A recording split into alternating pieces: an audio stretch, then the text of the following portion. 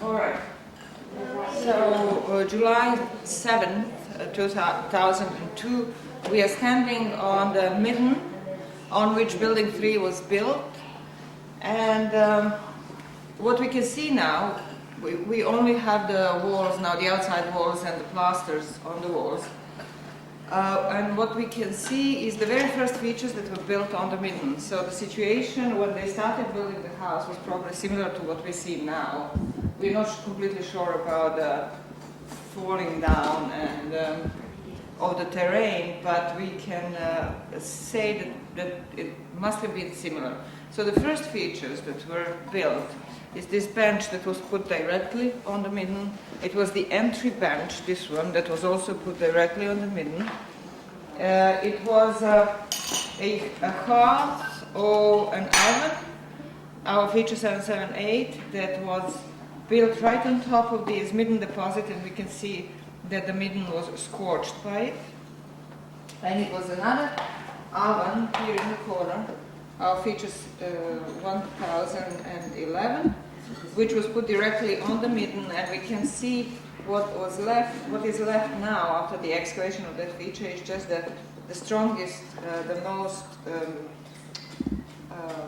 the strongest parts of it, which is this front part and the back part of it that were especially reinforced with clay and some stones or so forth. And so those are the features. This is still just a micromorphology block that we are keeping. We're going to remove it today. And the features that also that were put in the beginning are the posts. So here we have one, and on the other hand side two. Second one, here we have a third one that only was used for a short time. And then we have two big posts on the east wall, and we have another post here on this wall, this north wall. And most likely, a ladder, something holding the ladder, or a post and a ladder here in this area. Another event that happened on the midden is this so-called foundation deposit that was found here yesterday, which was two bifacial points, obsidian points that were in a perfect state in the opposing direction, touching next to each other. One was oriented towards the north and the other one towards the south, and they were buried here under the floor. They were in the middle of the packing for the very first floor of the house, and this packing consisted of brown, thick layer of brown compact clay. So they are no doubt in the packing, and they were surrounded with some bones and animal bones and some ashy and charcoaly deposits. So what else we can see here is that really at this point when they started building, before they started building the floors of the house, we cannot see the platform edges clearly. It all more or less is all flat terrain, and we don't have those edges except for the edge here. And so this platform was very much elevated, and was built on the elevated midden in this area. And then we can also follow here the old cracks that we could have seen in the higher floors related to this screen wall. We can see the crack in the ground, in the soil, going on like that, which we know from the much earlier from the floors that were above it. But now we can see that it was really a crack in the very basis of that was supporting the floors. Another thing that we can see is that there is something in this area where there was a bulging on the first floor of the central space, and it's sort of, can you just move a little bit so that the camera can see? There is around something like a cut, even though cuts in the midden are very difficult to catch, but there is something around here. So we should really excavate that and see whether there is anything in.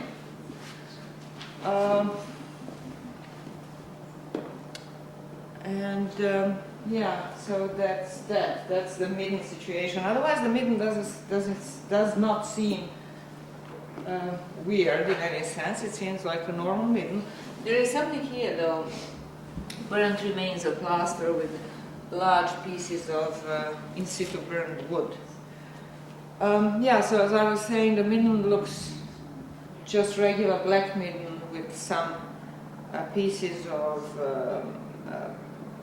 building material, but small pieces. Mostly it's a black organic midden with a lot of charcoal and ash and a lot of bones, animal bones, and salts and shell fragments and things like that. Okay, anybody has anything to add? Yeah, we're still struggling with this corner. Do you want to talk about that corner? We're just, I think that we're down here, we've just got a bit of the very earliest floor of feature 173 down, right down at the bottom, and I'm just going to clear out this stuff, or what seems to be fallen plaster. It's very, very solid for packing a plaster, but that's all I can think it is. And the only other thing I'd point out is this, this line of the hump in the midden going up there falls into a line maybe of this very solid packing material, bricky material here, and then we've got very solid bricky material down the bottom which may or may not be anything. I'm just pointing them out just in case it turns out to be some of the walls of the underlying house. It may not be, but it's just in case, so that we have actually seen them at this level. There is one thing I forgot to say. One more feature that existed here from the early stage of the house, and it's the niche in the wall, this niche. So that was put in, obviously very early, in the beginning of the house. All right, so today we're just going to remove those features and then go for the wall plasters. See you tomorrow. Thank you, Jason. Bye. Oh, we should say something about space 87. I'm sorry. I'm sorry. I gotten so much out of practice. Okay, our spaces 87 and 88. We haven't worked on them in the last 4 or 5 days, but in the space 87, we have been looking for the cup, for another additional burial cup. So now Laurie has removed about 2 floors. They don't go throughout the whole space, but roughly 2 floors, so it's 3 and 4 floors that have been removed. And so she's come on this very thick, very nice white plaster floor, which is solid. And we can see that the floor is divided in 2 parts, northern and southern. And that would be the edge between the 2. The southern part is somewhat lower, the northern is higher. And we cannot say anything more about the floor, but except that there is possibly another cut that's right where Laurie is standing, which is not very visible now, but we will clean it again. So that could be possibly another small cut, burial cut. But the real burial cut now is known. Let me point it out. And it's in the middle, in between the 2 previously discovered cuts, which is a situation very similar to our burials in building 3 in the central floor, whose feature numbers I cannot remember right now, but it's something 7, 5, 6, 4. Anyway, it's a similar situation that the deepest skeleton was buried in this middle part, this middle cut will go with the deepest skeleton, and then the one on the left and on the right were higher up. So I'll stop here, and Laurie, if you want to add anything. Yeah, this is also a burial cut over here that I just excavated. So that it came here from this floor, and it looked just like this one with the brown in between with the cut. So I've just taken it down, and here's the burial fill, and the bones already showing up in that burial fill. So are you talking about 2 barrel cuts or that being all one? Well, we don't know yet because when we look at these bones, they're actually going like this, but they're on the same floor. I wouldn't be surprised if it's the same one, actually. I'm inclined to think it's the same one. But if we find a different skeleton underneath that, obviously it's a different one. Sure. Okay. Well, that really concludes our video diary for today.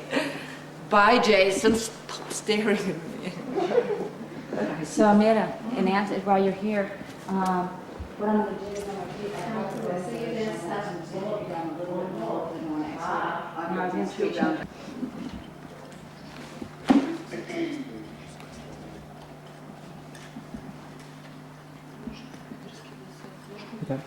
Okay. Action. Clap, clap. July 7th, 2002. This is our priority tour number 5. And here we are in the house 3, under the floors of the house, on the midden. And we are talking about the priorities that have been taken last week. From the features removed, already removed, so we don't see the feature anymore. But I will just briefly introduce the feature. The first unit that we will be looking at is from feature 789, right? Which is an ash collecting feature in front of the oven, 785. And so we have removed that entire feature, and what we found is a very interesting situation. It was a fireplace or a hearth that was fairly well preserved, that was completely removed from its original place and deposited as the base of this feature, ash collecting feature. So what was inside were remains of burning and ash and charcoal and scorched soil and so forth. And so this is the sample that you looked at. So what did you see in it? Well, about animal bones, almost nothing really. Really? Almost no bones at all.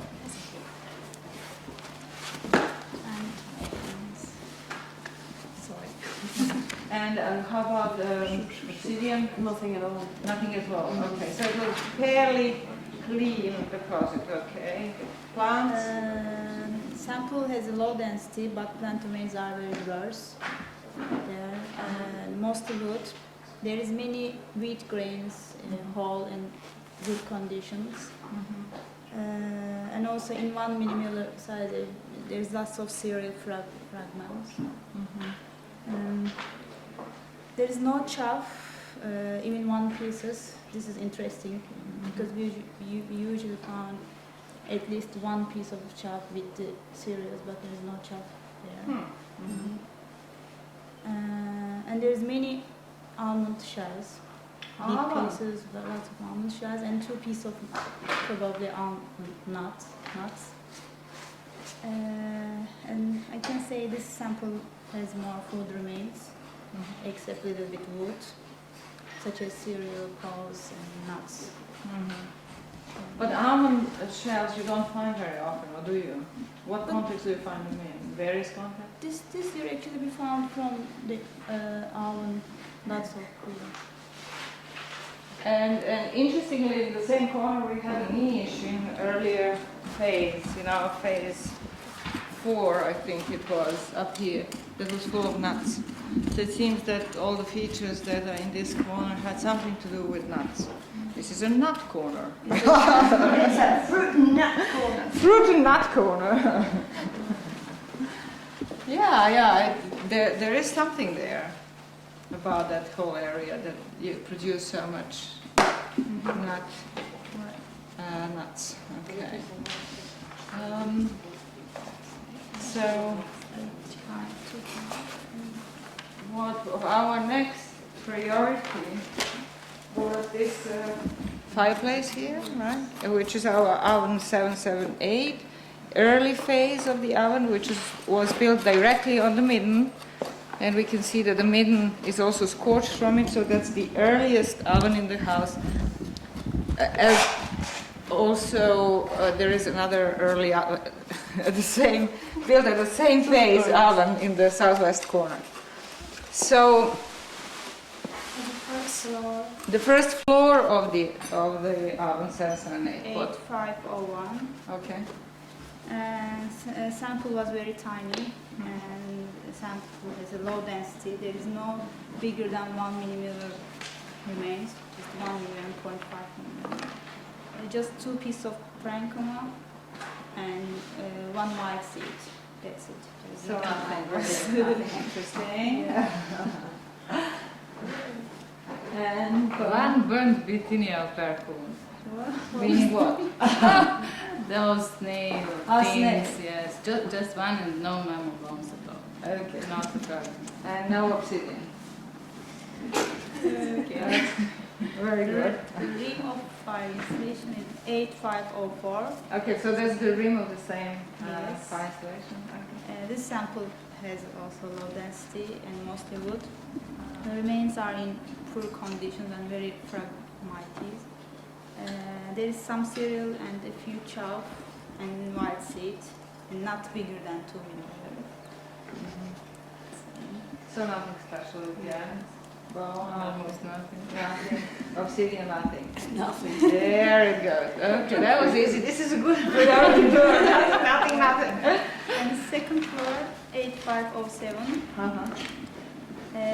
This one is has again low density but richer than the other 2 samples, first floor and rim.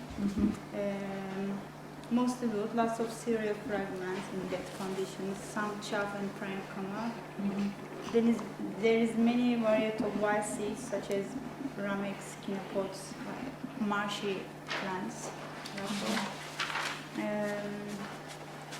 These 3 samples are quite similar in terms of plant remains and their conditions. All of them has very little plant remains and in small size. The second floor more dense, probably first floor and the other in terms of plant amount. The sample from rim is between 2 floor samples. I mean, first floor has less plant remains and second floor more dense. The rim is In the middle. Yeah. But it's all similar. Yeah, plants. similar kinds. Right. Different amount. Anything to add in terms of bone or stone? Nothing. 12 floor pieces. How many? 12. 12 pieces. That sounds like a lot.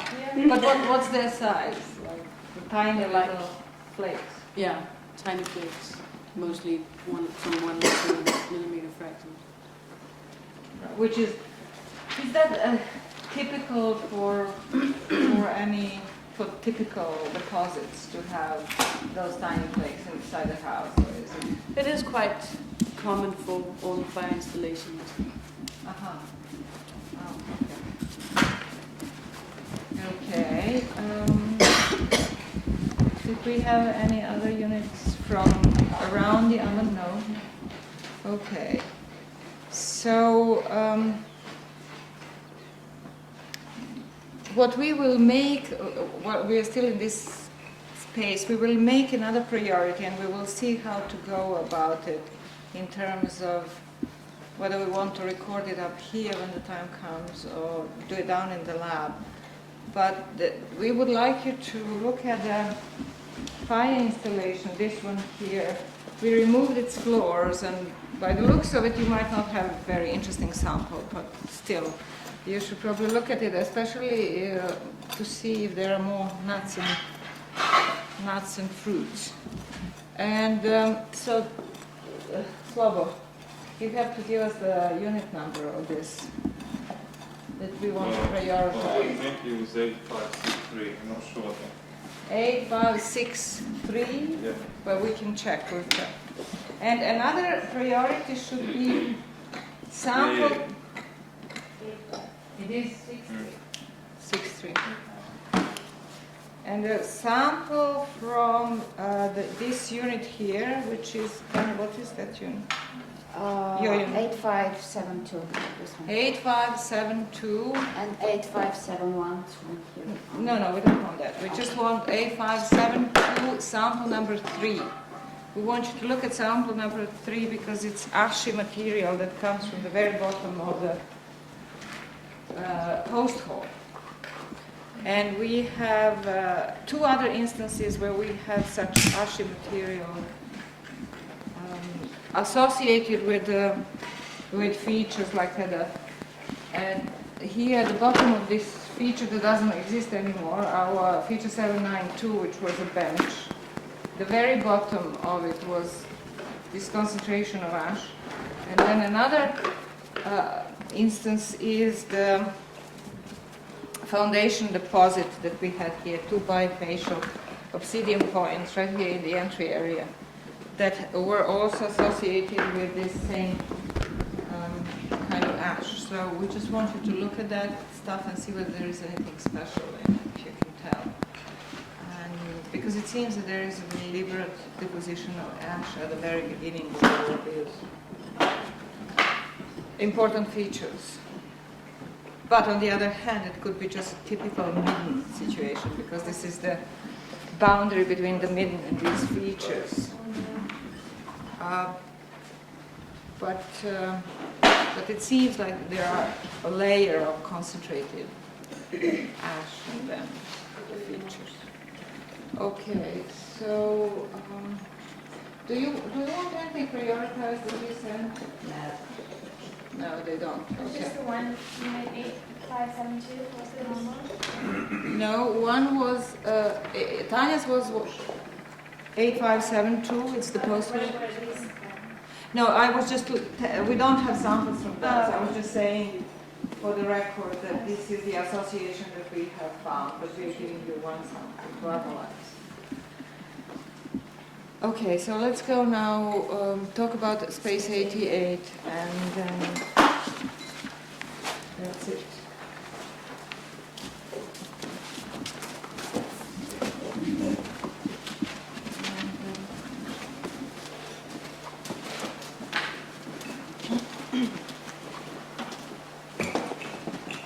So, space 88. Last week on Wednesday, here on this surface, which is a flow-like surface that was immediately under the platform in this space, and that's feature number 165, what was it there in terms of bones?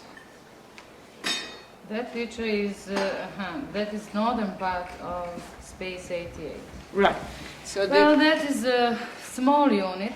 Large mammals are presented only with few pieces.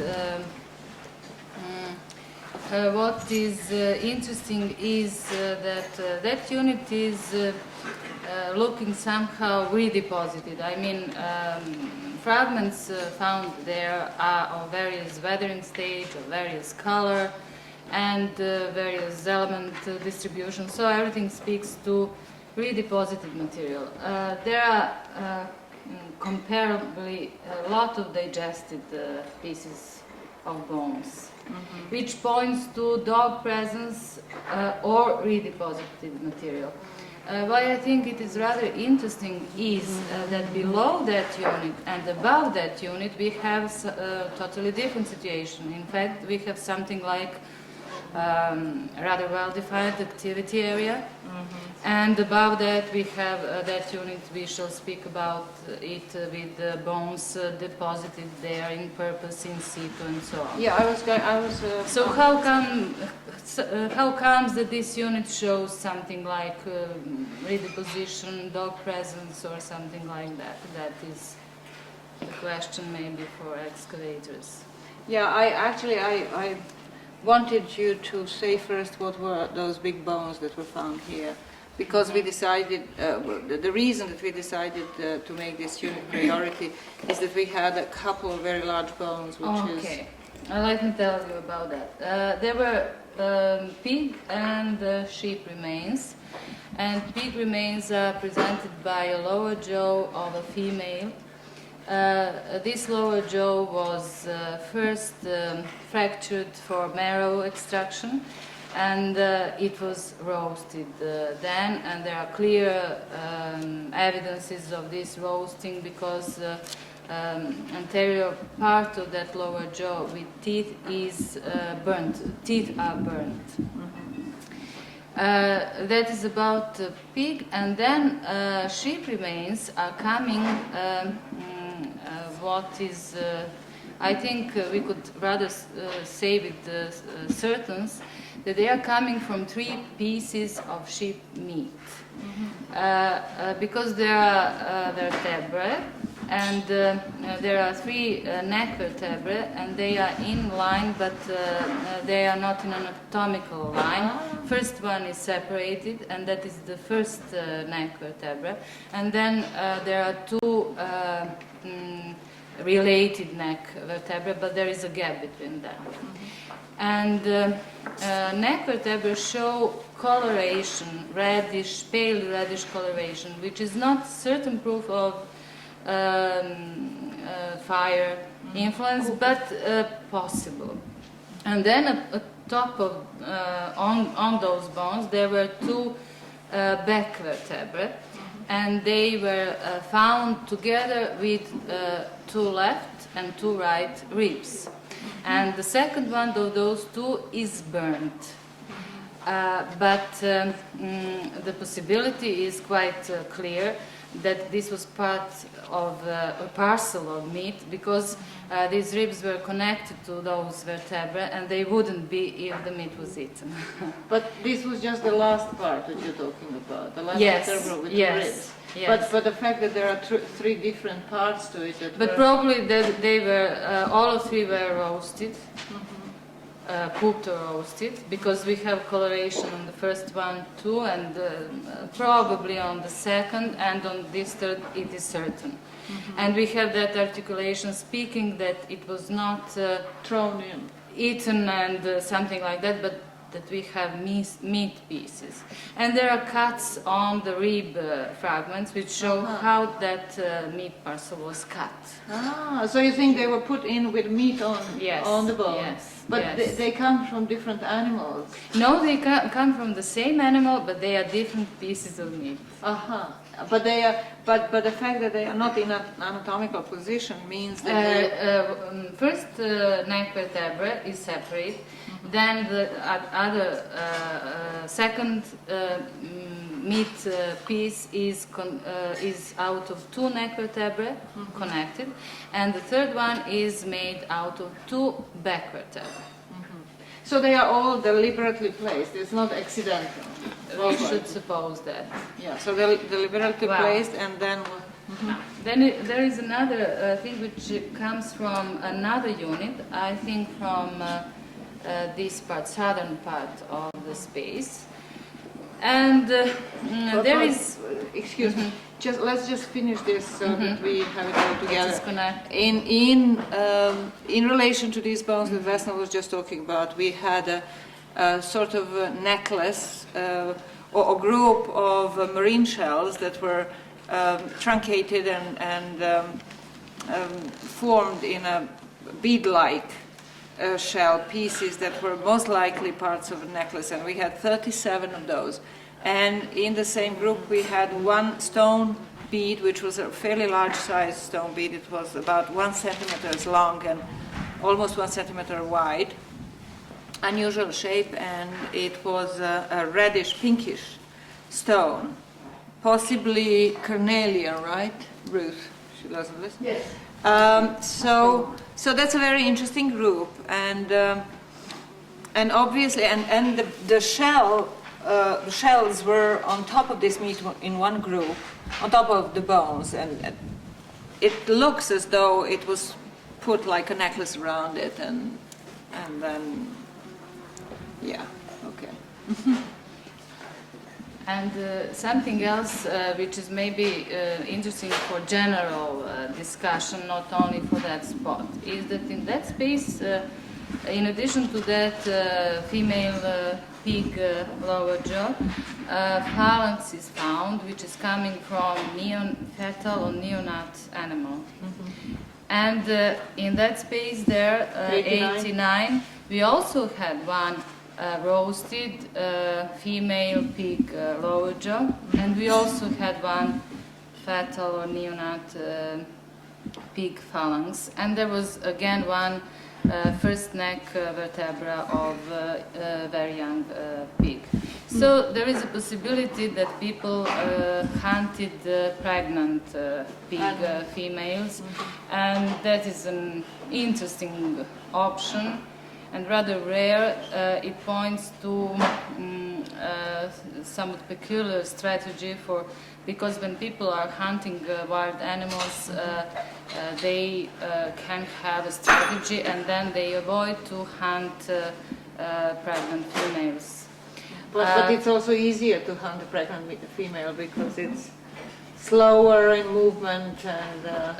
Well, this is maybe not the most important fact, but if they have a strategy, then they don't want to hunt pregnant females. In order to have more Yes. youngsters. Yes. But if they're not worried But about that, maybe they were not worried. there was enough. If they were oriented to their domestic stock, then maybe they didn't worry. But there are other possibilities, and those fetal bones of young piglets, they are very interesting. How they came here?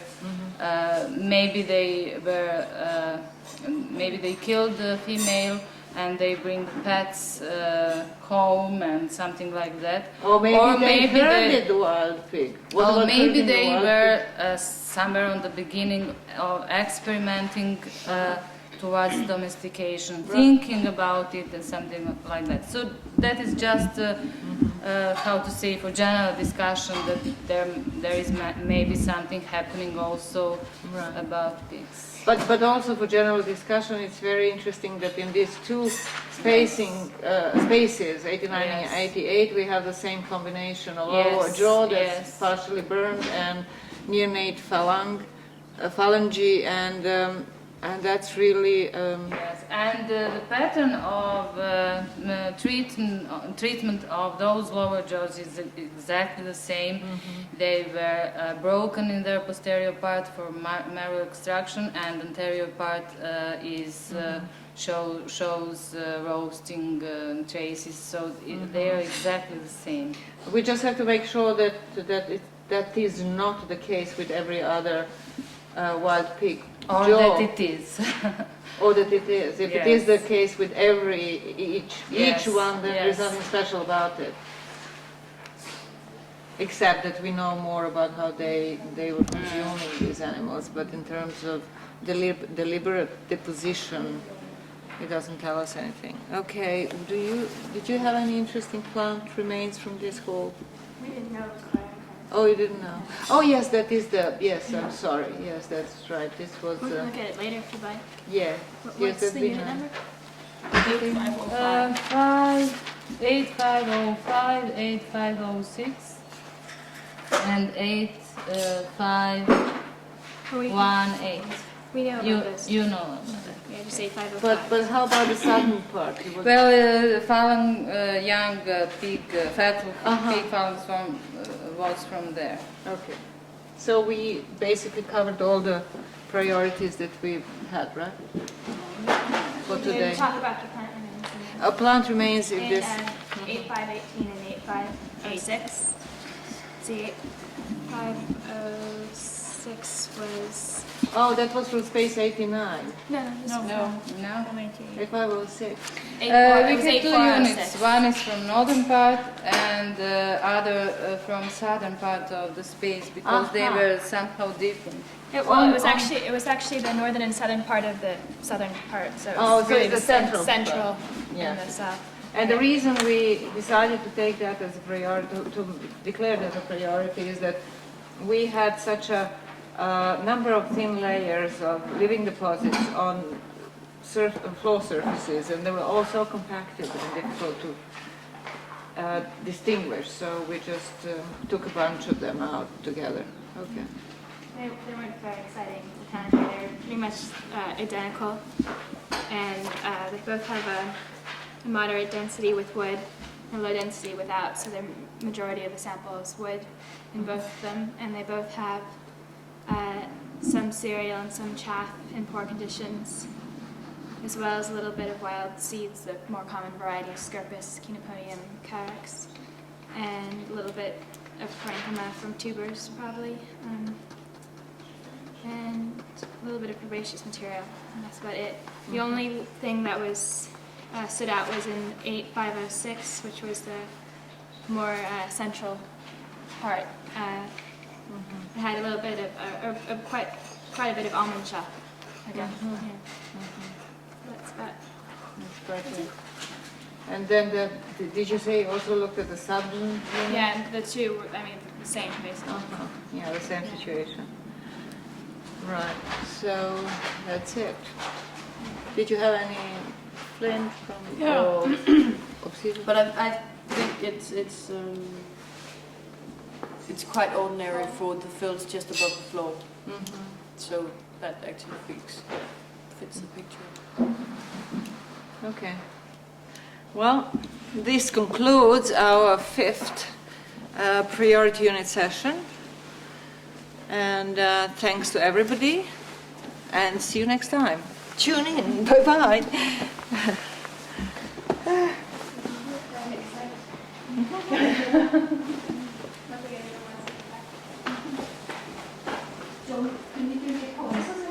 Interesting thing with these pigs.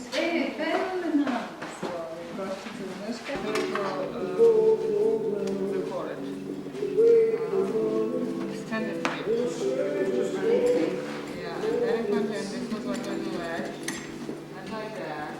There was a little edge. And it was painted about here, on here, and probably further up. So it was a relief on the wall and painted over. It's one of the. It's the later one. It's not early. Because it is connected to the larger one. We had a wet great paint.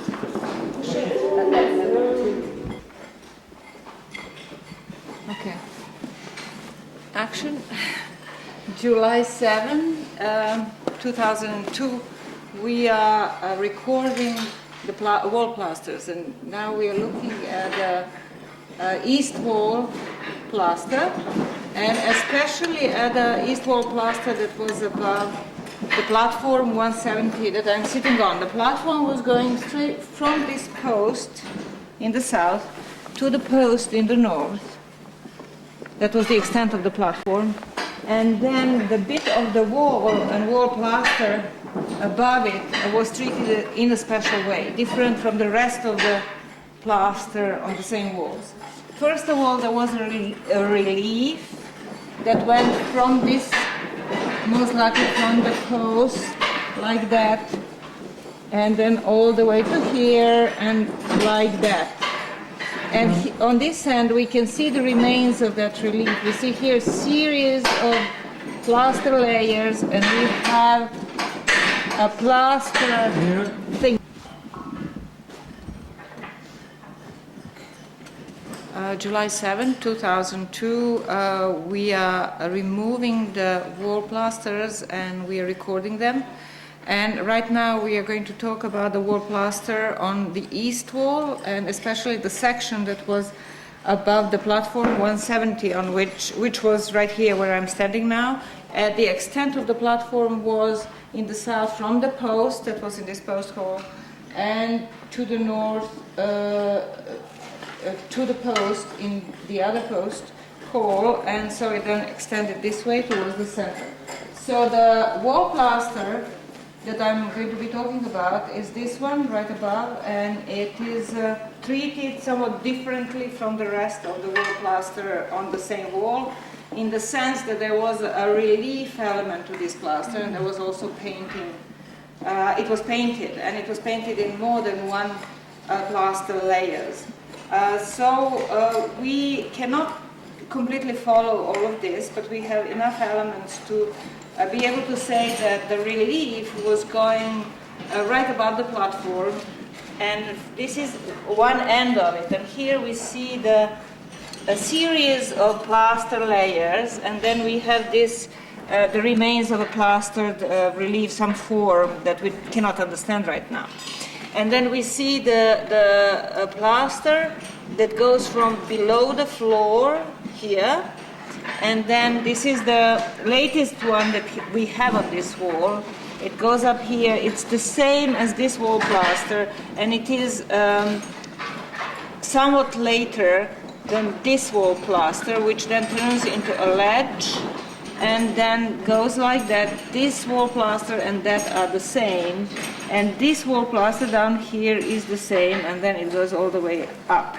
So what we have is we have a ledge goes like that, and then we have it again going out like that and then back. And the elements that we have, we know for sure that it went like that, is that it's a continuation line. Like here, this whole area is a continuation from this all the way up to that. And we have another area which is around here where we have this continuation of the plaster. And we can see we have continuation of the painting on this plaster, which is this very faint red paint that we can see here, that went then on this surface and went on the surface below. This is also red here. And above, most likely higher up, because we have elements of red here. So the painting was certainly from somewhere around here down to this ledge, and in the earlier horizons we can see here the elements on paint, red paint, which tells us that the plasters behind this were also painted down here in that area. So that is somewhat different from the rest of this wall, and the thickness of the wall plasters here is extremely big. They're extremely thick. Like here we can see a number of layers, and then here very, very thick. And we'll try to record those in the way that we can later on try to count them from the painting. From the photograph. And what else? Yeah, another element, Jason, down here is that these plasters, the wall plasters, at least in this area, go all the way down, and they're here still sitting on the packing that was below the floor one in the building. But it shows us that when the walls were built, when the bricks were put in and the plasters were applied, they went all the way down, basically under the floor, and then the floor plaster went up on top of it. Which is slightly unusual because we expected it to be the other way around. But we'll check that in other places in the house to see whether it was the case everywhere, or maybe just here because of this relief. And part of the installation that existed here was probably a bucranion, at least one, because we had horns found in this area higher up. And I don't remember if we had them on this end. Okay, that's that. Thank you. All right.